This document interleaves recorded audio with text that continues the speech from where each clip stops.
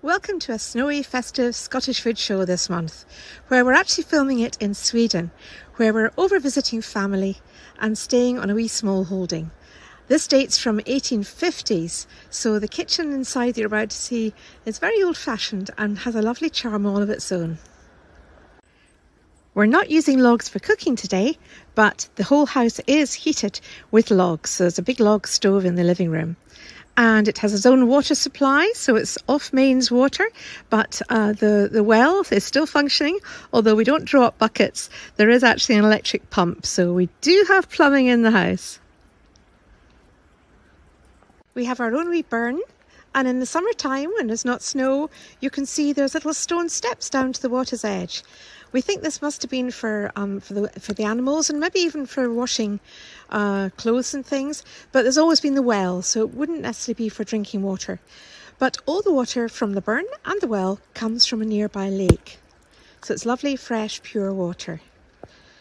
And you can hear the water tinkling, so it's not frozen at the moment. And you can see the hay racks where the meadow hay hangs. Those of you that have bought our book, which I thank you for, will have seen this picture in the book, because just now the meadow is sleeping. Come summer, this will be a blaze of flowers, and it will be harvested, hung on the hay racks, and go to a friend's goats. Later on today, Booth is taking down one of these exceptionally high birch trees, which is beginning to affect the nutrition on the meadow. Up it goes, that big tall one. So you might hear a crash later when I'm cooking, in which case it's the tree coming down. So after that quick Scandi tour, we're going to head inside to the cosy kitchen and cook some winter fare. A little bit of a good steaming, warming soup and a nice wee festive cake. Time to head inside.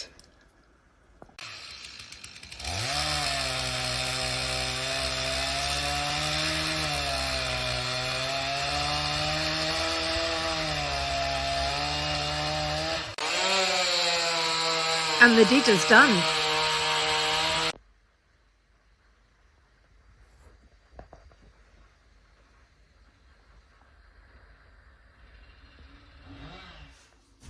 Welcome to our croft kitchen here in Småland, which is just a little bit north of the south of Sweden. The winters are colder than Scotland, but we get lovely summers. And forgive the little bit of noise in the background, he's still cutting up those logs. And you know, the log man needs fed, so life continues in the kitchen, irrespective of the chainsaw outside. So what's he getting for his tea tonight? Well, we're going for a very classic Swedish dish and a lovely festive pudding. So the first one we're doing is a yellow pea soup. Now this is so nutritious, and it's warming, and it's economical, and it's also a great way of using up leftovers after Christmas. So rather than doing a goose or a turkey or something, which if you're interested in, you can look up last year's Indie Live programme where we did a festive treat. But this year I thought we'd do something lovely and warming and family, and a dish that hugs you. So the yellow pea soup is traditionally served in wintertime in Sweden on Thursdays, because it was to do with religious reasons. You would have the pork on the Thursday and then have non-meat on the Friday. But it's still served on Thursdays in the army, in school lunches, across Sweden. Homes are still doing yellow pea soup on a Thursday. But as I say, it's their equivalent of maybe a Scotch broth, and a great one to add to your repertoire at home as well. It's colourful, it's a lovely bright yellow, as you will see, and really delicious. Now it's a great way of using up that Christmas ham or New Year's ham if you have one, because the bones and the bits or the scraps, if there isn't a bone, go into the soup and give you a wonderful ham stock. So the recipe in our book is using a ham stock, and if you're using a ham stock, be very careful about adding any more salt because ham stock is always salty. So just beware of that. And it's not because I'm saying have a low salt dish, it's because it's already salty. So just watch out for that. But it's really delicious. And you can use any leftover meats really, but traditionally it would be pork. Now, we don't have a leftover ham today. So what we're going to use instead, and what you can use, is some really good quality bacon to give it that lovely base. But it doesn't have to be cured pork. As I say, it can be any leftover meats will work beautifully, but traditionally it would be that ham stock. And if you're using your ham stock after Christmas or New Year, just be aware that you'll have a big pan of stock. You'll have a couple of litres at least, but you can freeze this soup and then it's ready for days in January and February when the weather's dreich. It's great. So we're using a lovely bacon instead of the ham bones today. And we're going to cut up the pack of bacon and we're going to fry it off first to give a lovely flavour, and that will be our starting point. Now, you can start frying your onions and your bacon, because we have an onion as well, in some lovely rapeseed oil, local rapeseed oil. But for the purposes of this dish and some other meat dishes, if I've got a little bit of dripping, I keep it. And that's a freebie. So if I need a little bit of extra fat, I'm going to use my lovely dripping for this dish, just because it's a zero waste. And it's so important that we save our food. It's part of saving our planet to use our food wisely. So we're going to be using some dripping.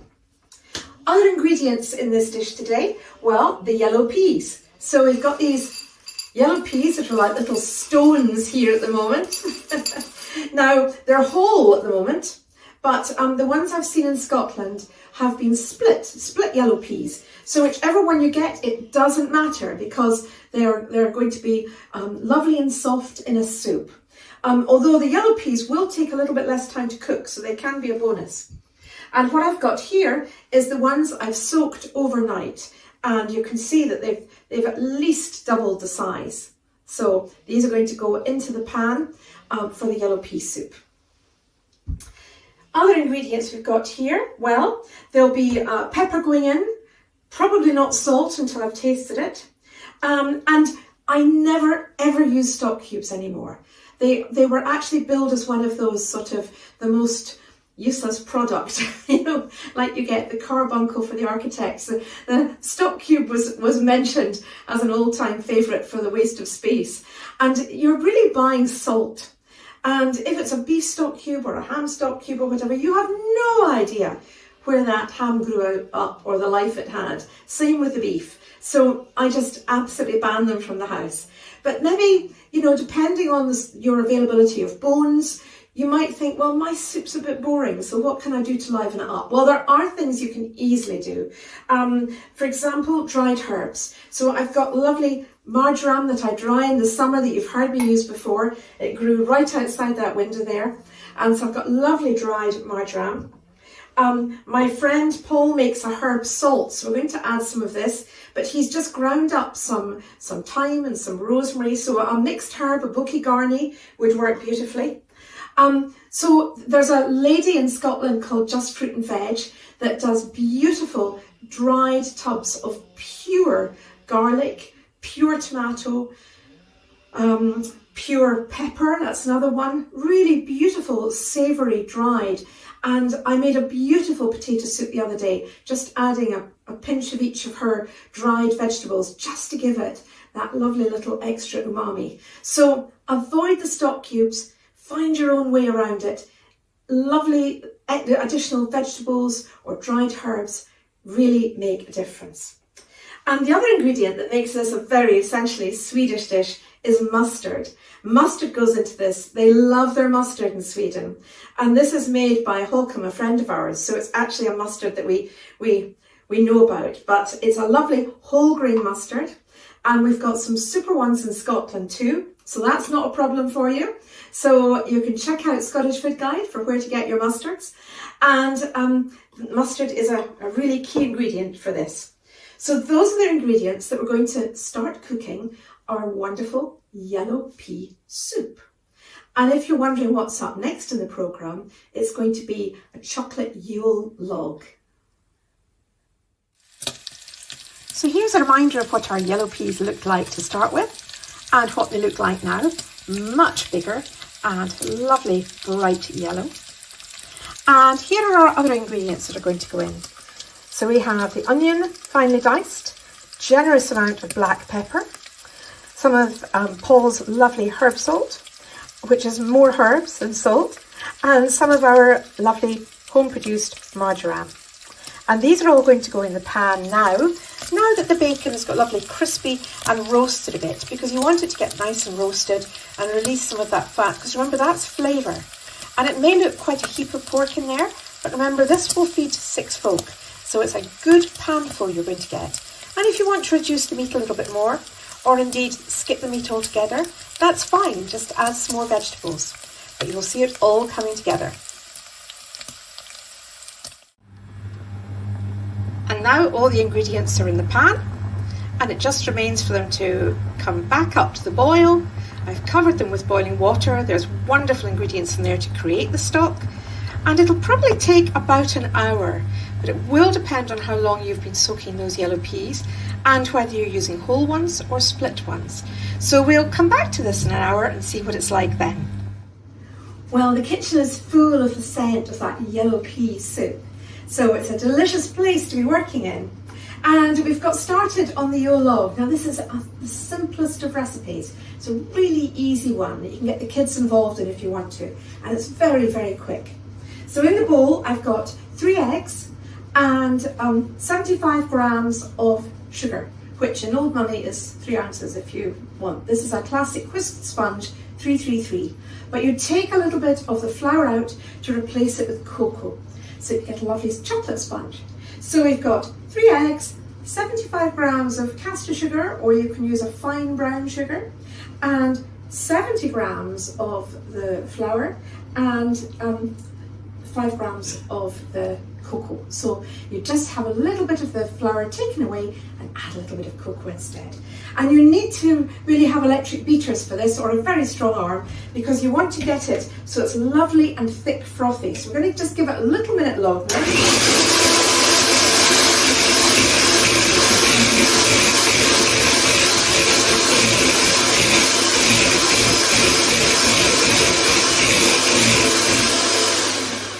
And the foam leaves a trail. It's so thick that it actually leaves a trail, a 3-second trail in the foam. That's how thick you want it to be. So then what we're going to do is add in the flour, but we're going to sift it in. Now that's not because of any sort of old-fashioned,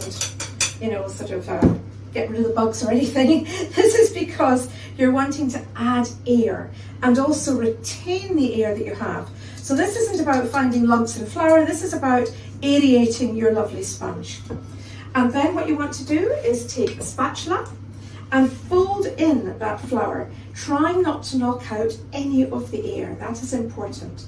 And we're going to put it in a lined Swiss roll tin, and it's only in the oven at 190 for about 8 minutes. That's it. So keep an eye on it. And when it's well risen and set and a little bit crinkly around the edges as if it's about to shrink, that's when you take it out of the oven, and we'll see the next stage in this. So it's a very, very easy sponge, and before you decorate it, you can actually freeze it. So you can roll it and freeze it and then decorate it on the day.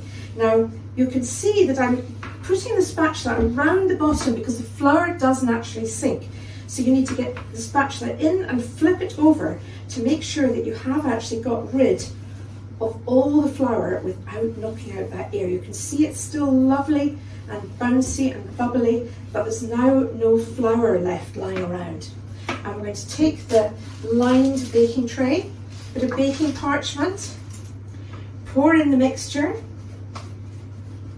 and it will actually find its own level. So the less you muck about with it and finger it, the more air it will have in it. So you can resist the urge to spread it to every last edge, because you can give it a little guiding hand, but after that, let it be and it will do it itself. So just send it gently in the right direction and then just let it sort itself out. Every last bit in the tin, and that is going to put it in the oven. And we'll get it out very shortly. So here's our cake. It's risen beautifully, just a tiny suggestion of a wrinkle in the corners, and the tray is very hot. But what you want is a piece of paper, another piece of parchment, and lay the cake on the parchment. Remember, this is very hot. Now what we do is we shred this off. Now some of you will have seen me do Swiss rolls before, because they are a favourite of mine, because they're so quick. So tear it off in shreds, and then you don't tear the sponge, because it's very delicate, it's very light, and it's very delicious. So tear it off in sections like that, and then you'll keep more of the sponge. Now the next thing to do is to cut off a teeny bit of the crust. You don't want to lose too much cake, but there'll be somebody in the house that will adore that. I could name one right here. And it'll just help it curl. If you think about it, a slice of bread with the crust on doesn't roll very easily. And lastly, make an incision at the end you're going to start rolling at, just to ease the starting of rolling. Now you have to do all these jobs quickly while the sponge is hot. That's really important. Now we're going to add in another bit of paper. Those of you that haven't seen me do this before will wonder what I'm up to. And then roll it. So start with that edge you've created and then roll up your sponge like so. Now, what you've done here is you've created a memory in the structure of the sponge. So when it's cold, you unroll it and we can add the whipped cream. And that's why we roll it while it's nice and warm first. Now, if you want to cut that stage out, what you can do is fill it while it's hot with jam only, and it's still delicious. And then we're going to put chocolate butter icing on top to make it a log. But if that's another solution for you, a quick solution. But if you're going to put whipped cream in here, then you have to have a cold sponge, stone cold. Otherwise, it just melts and runs everywhere. And it'll take about 15-20 minutes to cool down. But at this stage, you can wrap, when it's cold, you can wrap this cake in cling film with its paper and shove it in the freezer and bring it out when you want to make it. So that's another option you have. You can roll it hot if it's only jam in it. You can freeze it at this stage, or you can just let it get cold and then we add the whipped cream. Now we're going to just add lovely whipped cream full stop today, but there are other alternatives. One is you can put little chocolate drops through it. Not big bits of chocolate because it affects the slicing, but you can add little chocolate drops to it, which is quite fun. The other thing is that if there's no children involved, you can add a little bit of liqueur to it, which is also very nice, having a lovely bit of brandy or something through the cream, particularly at Christmas, but maybe not for the kids. So that's just going to left there for a few moments to cool down, and I'll whip the cream and get back to you. So the cake is now cooled, and we filled it with the whipped cream and used the paper to roll up the cake again, and it will remember where it was and it will roll up beautifully like so. Give it a little tuck in and it's ready. Now this particular bit of paper is messy with the cream, but the one that held it, that was in the middle, is as good as new. So don't bin it. That will be perfect for making shortbread or your gingerbread biscuits for Christmas. Reuse it. There's nothing wrong with it. Talking of gingerbread biscuits, if you're looking for a recipe for that, they're on my website, and the video is on Last Christmas Indie Live channel. I mentioned it earlier, so if you'd like to know how to do your roast goose and all the trimming, or a roast bird and all the trimmings, and a clootie dumpling. They are on last year's. So this year we thought we would do something that was a little bit more hygge and cosy and less about Christmas Day and more about winter recipes. But the Christmas episode is there for you to view. I checked it, it's there, and so gives you some more festive recipes as well. And they'll all be on the website, as well as in our book, of course. If you're looking for Christmas presents, do buy it. You're supporting an indie writer, an indie printmaker, Bell and Bain in Glasgow, and you won't regret it. It's fantastic. 424 pages of goodies in there. You'll love it. So now this is ready, so we'll take this back here. Don't worry if some cream oozes out, because we can pop that back in. And what I'm going to do now is I'm going to cut it at an angle at one end. So just slice it through carefully. And ideally, if you have an elongated plate, it looks even nicer, but a chopping board will do. It's fine, whatever works for you. So take this to one side and put this on the platter. Probably a cake slice would be quite handy for this. There we are, like so.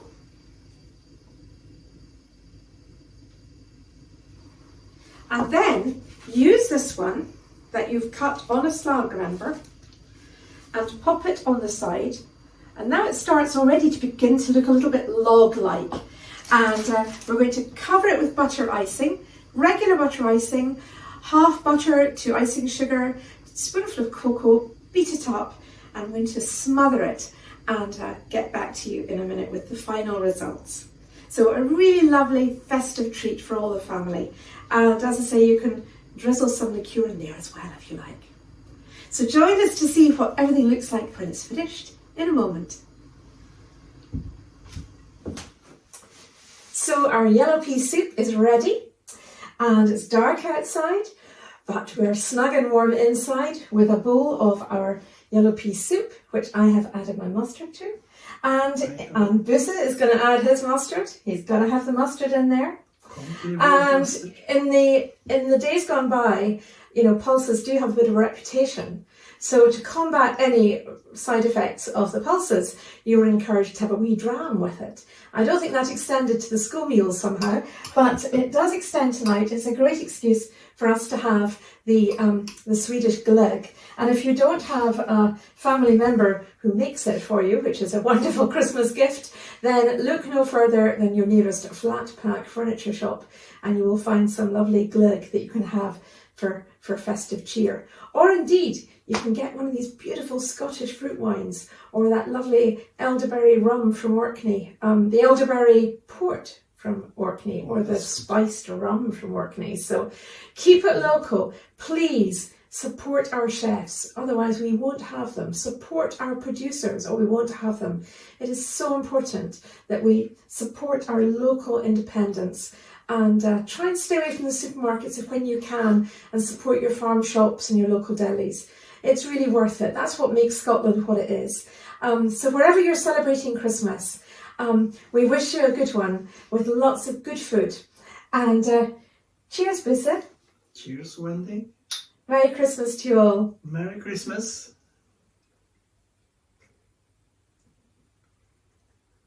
Oh, that was good. Keep me warm.